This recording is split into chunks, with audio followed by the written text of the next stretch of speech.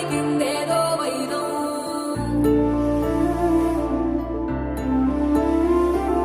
మూడు వారిన మనసులోనే పలికిందేదో ప్రాణం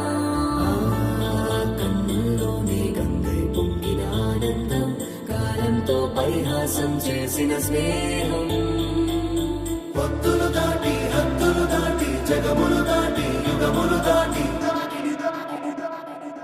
చెయ్యందించమంది